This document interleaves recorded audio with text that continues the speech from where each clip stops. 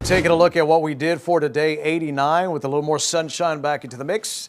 How many showers out there? Just said about 20-30%. Morning start was a balmy 81. You can think again, the nice little steady onshore breeze that just won't quit, and that's what's creating that beach erosion out there on the area beaches. And also keep in mind, a coastal flood watch has been issued now for our coastal locations up and down the Treasure Coast, basically east of US 1. We are talking about the threat for some minor to moderate coastal flooding during the times of some high tide. Steady onshore breeze only prolongs that, and that's all the way into the weekend.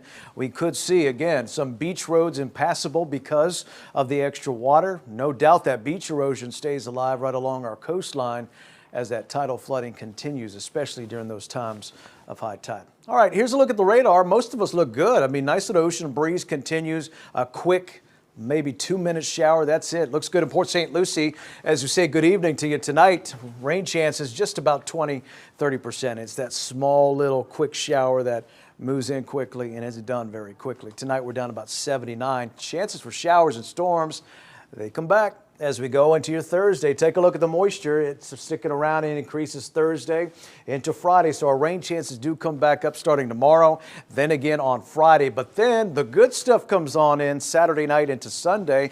Look at the blues. Cooler, drier air will make it into Florida. Thank goodness.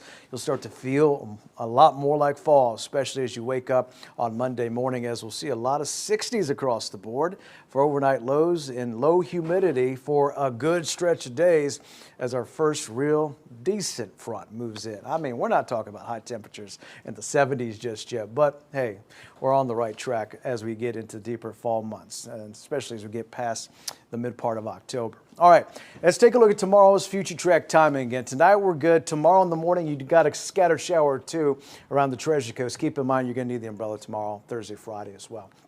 So watch the showers and storms start to develop from Martin County down to Palm Beach County tomorrow, late afternoon, early evening, and then another flare up of showers and storms Friday afternoon as a weak area of low pressure rides the coast. But as that low pressure rides the coast, the back edge is going to deliver that slightly drier air and some slightly cooler air for Sunday into Monday. Wave heights right now, seas running 3 to about 6 feet. Tomorrow we'll keep the forecast at 3 to about 5 feet in some locations. Rip current risk out there. Steady onshore breeze continues 15 to 20. Here's a look at South Florida certified most accurate forecast. Yep, that impact weather back into the mix. Thursday, Friday with those heavy downpours. Saturday, a few lingering showers coming in.